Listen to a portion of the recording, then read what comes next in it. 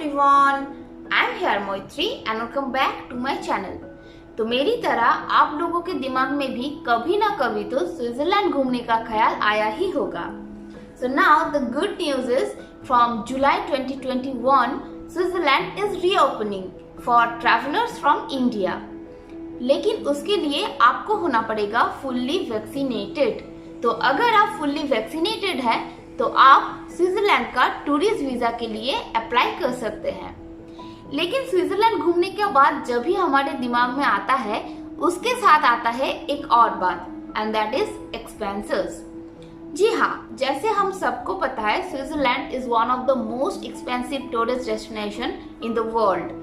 तो आज के इस वीडियो में मैं आप लोगों के साथ शेयर करने वाली हूँ कुछ ऐसा टिप्स.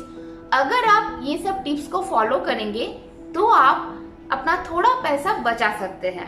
लेकिन हाँ, मैं ये नहीं कह रही हूँ कि इन टिप्स को फॉलो करने से स्विट्जरलैंड एक चीप डेस्टिनेशन बन जाएगा. नहीं, ऐसा कुछ नहीं है. लेकिन हाँ, अगर आप इन सब टिप्स को फॉलो करेंगे तो आप अपना 1-1.5 लाख रुपया तो इजीली बचा सकते हैं. तो चलिए शुरू करती हूँ आज के इस डिस्कशन को. So without wasting any time, let's begin our today's discussion. Every single day, I'm gonna make something great. That's my way. Every single day. So the first thing is visa. वैसे ये तो कोई money saving tip नहीं है क्योंकि visa का fees तो आपको पे करना ही पड़ेगा. तो इंडिया से स्विट्जरलैंड आने के लिए आपको कांटेक्ट करना पड़ेगा VFS ग्लोबल एजेंसी के साथ. VFS ग्लोबल एक ऑफिशियल एजेंसी है who deals all these visa processes between the candidate and the embassy. तो आपको कहीं जाने की जरूरत नहीं है. नीचे डिस्क्रिप्शन बॉक्स में मैं VFS ग्लोबल का लिंक दे दूंगी, आप वहां से चेक कर सकते हैं. वीजा का जो फीस है वो है अबव 13 ईयर्स से 80 यूरो पर person. From 6 to 12 years this is 40 euro and below 6 years this is 20 euro. तो इसके बारे में और भी डिटेल्स में जानने के लिए आप VFS ग्लोबल के वेबसाइट में चेक कर सकते हैं. Now the second thing is flight. तो अगर आपको थोड़ा पैसा बचाना है तो मैं आपको रिकमेंड करूंगी आप 5 to 6 मंथ्स पहले से ही अपना टिकट लेके रखें. क्योंकि ये बात तो हम सबको पता है कि हम जितना पहले से फ्लाइट्स का टिकट लेके रखेंगे हमको पैसा उतना कम देना पड़ेगा. अगर आप 5 to 6 मंथ्स बैक टिकट लेके रखते हैं तो आपको 30 to 40,000 के बीच में टिकट मिल जाएगा. लेकिन वो सेम टिकट सेम एयरलाइंस में अगर आप 1 या 2 महीने पहले लेना चाहते हैं तो उसका प्राइस आपको 60 to 70,000 पर पर्सन भी पड़ सकता है. तो इसलिए मैं आपको ऑलवेज रिकमेंड करूंगी कि आप पहले से ही फ्लाइट्स का टिकट बुक करके रखें. और इंडिया में फ्लाइट का टिकट चेक करने के लिए बहुत सारे फेमस वेबसाइट्स हैं like make my trip, yatra.com, skyscanner, Kayak, Wego. ये सारे वेबसाइट्स में आप अपने डेट के अकॉर्डिंग टिकट्स चेक कर सकते हैं, कंपेयर भी कर सकते हैं और फिर डिसाइड कर सकते हैं कि आपको कौन सा लेना है. इसके अलावा भी अगर आप डायरेक्ट एयरलाइंस के वेबसाइट में चेक करना चाहते हैं तो वो भी पॉसिबल है.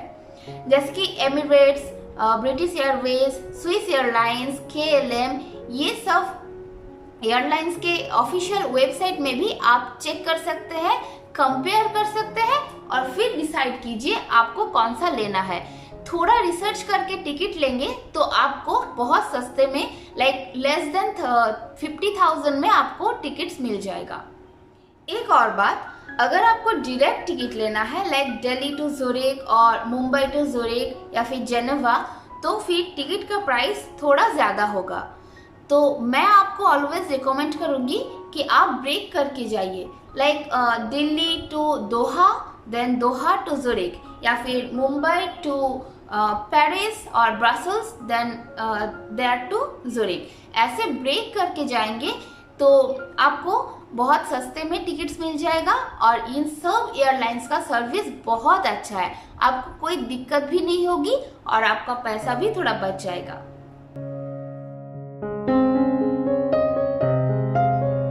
Now the third point is perfect time to visit Switzerland.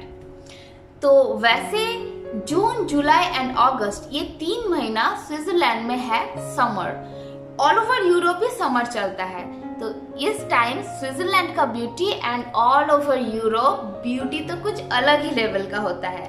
लेकिन इस टाइम में टूरिस्ट का भीड़ बहुत ज्यादा होता है, क्योंकि इस समर में स्कूल्स एंड ऑफिस में भी छुट्टियां चलता रहता है, इसलिए बहुत ज्यादा क्राउड भी होता है और प्राइस भी थोड़ा हाई रहता है। लाइक होटल्स में हो गया या फिर कुछ एक्टिविटीज, एडवेंचर एक्टिविटीज में हो गया, इस टाइम टिकट का प्राइस थोड़ा ज्यादा हो जाता है।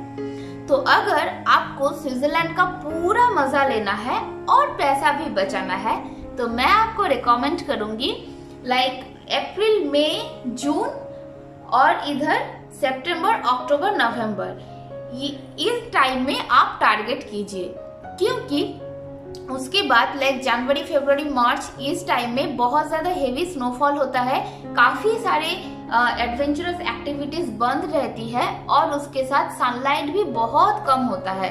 लाइक 3, साढ़े 3 बजे अंधेरा हो जाता है और वैसे सन तो होता ही नहीं है, तो मजा नहीं आएगा। तो अगर आपको स्विट्जरलैंड का पूरा मजा लेना है, पैसा भी बचाना है, तो आप टारगेट कीजिए मार्च, अप्रैल, मई, जून ये टाइम, और उधर सितंबर, अक्टूबर, नवंबर ये टाइम में घूमने के लिए। ये इस टाइम में आपका थोड़ा पैसा भी बच जाएगा और आप स्विट्जरलैंड का पूरा मजा ले सकते हैं।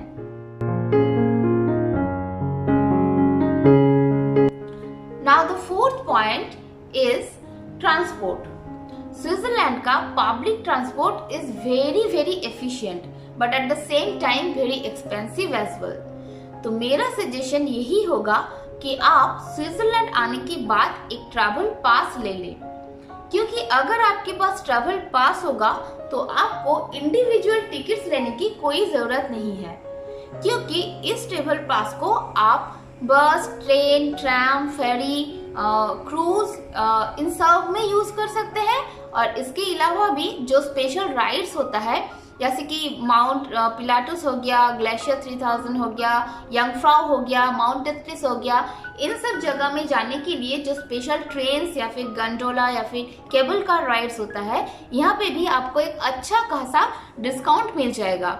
50 to 60% आपको डिस्काउंट मिल जाएगा इन सब स्पेशल राइड्स में। और उसके साथ आप थ्रू आउट द स्विट्जरलैंड बस, ट्रेन, ट्राम, फेरीज सब कुछ एक्सेस कर सकते हैं। इसलिए मैं आपको सजेस्ट करूंगी कि आप स्विट्जरलैंड आने के बाद ही एक स्विस ट्रैवल पास ले लें। स्विस ट्रैवल पास का प्राइस जो है ये 4 टाइप्स में आता है, like above 26 years, from 16 to 26 years, from 6 to 16 years and below 6 years.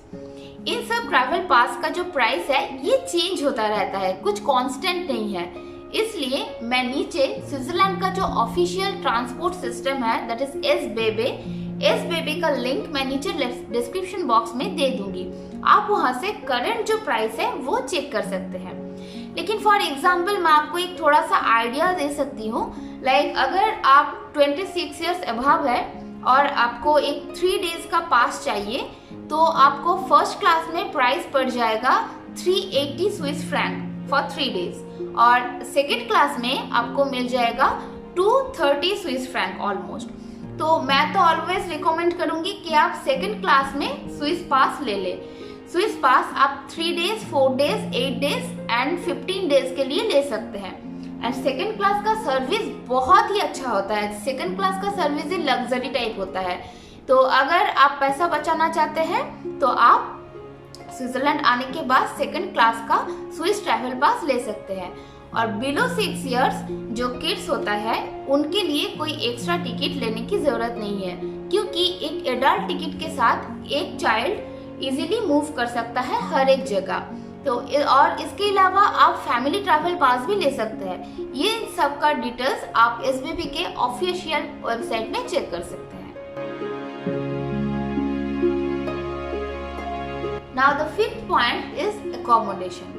Switzerland में आके आपको काफी सारे होटल्स तो मिल ही जाएंगे, but hotels are very very expensive. तो मैं रिकमेंड करूंगी कि आप Airbnb वेबसाइट के थ्रू एक रूम या फिर अपार्टमेंट बुक कर लें। Airbnb एक ऑफिशियल वेबसाइट है जहां पे आपको अपने पसंद का अपार्टमेंट या फिर रूम मिल जाएगा और वो भी बहुत कम दाम में। उस Airbnb का लिंक मैं नीचे डिस्क्रिप्शन बॉक्स में दे दूंगी। वहां पे जाके आप 2%, 4%, 3% सिंगल पर्सन के लिए रूम्स चेक कर सकते हैं। और Airbnb का दो बहुत इम्पोर्टेंट बात ये है, एक तो यहाँ पे आपको एक अटैच्ड किचन मिलता है जहाँ पे आप अपना पसंद का खाना बना के खा सकते हैं, और दूसरा host are very very helpful and caring and polite as well. तो कभी कभी तो वहाँ का जो होस्ट होता है वही आपके लिए एक टूरिस्ट गाइड का काम कर देगा। They help a lot.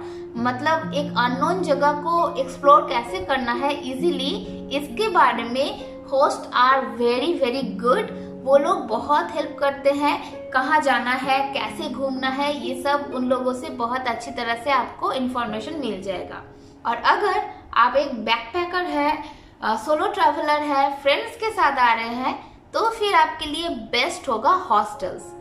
Hostel world का लिंक मैं नीचे डिस्क्रिप्शन बॉक्स में दे दूंगी, वहां पे भी आप चेक कर सकते हैं। अगर आप हस्बैंड वाइफ भी आ रहे हैं तो भी हॉस्टल्स में कोई दिक्कत नहीं होगी। वहाँ पे भी आपको अटैच्ड किचन मिल जाएगा, आप वहाँ से खाना बना के खा सकते हैं। कभी कभी ब्रेकफास्ट भी इंक्लूडेड रहता है। और अगर आपको दूसरे कल्चर के लोगों के साथ रहना, उन लोगों से मिलना पसंद है तो उसका भी बहुत अच्छा अपॉर्चुनिटी आपको मिल जाएगा। तो अगर आप फैमिली के साथ आ रहे हैं या फिर हनीमून कपल है, so you can go for Airbnb। और अगर आप ऐसे हस्बैंड वाइफ ऐसे घूमने आ रहे हैं या फिर फ्रेंड्स के साथ आ रहे हैं, then hostel would be the best. क्योंकि स्विट्जरलैंड में एक 5 स्टार होटल का प्राइस होता है मिनिमम पर नाइट 50,000, और अगर आप 2 स्टार या फिर 3 स्टार होटल्स लेते हैं तो भी आपको मिल जाएगा 12 to 15,000 पर नाइट। लेकिन अगर आप हॉस्टल्स या फिर Airbnb लेते हैं तो आपको 6 to 10,000 पर नाइट के रेंज में आपको इजीली बहुत कंफर्टेबल अच्छा रूम मिल जाएगा।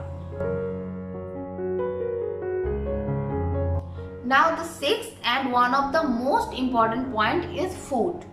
तो स्विट्जरलैंड में आके आप कैसे अपना पसंद का खाना भी खा सकते हैं और पैसा भी बचा सकते हैं, इसका उपाय मैं आपको बताती हूँ।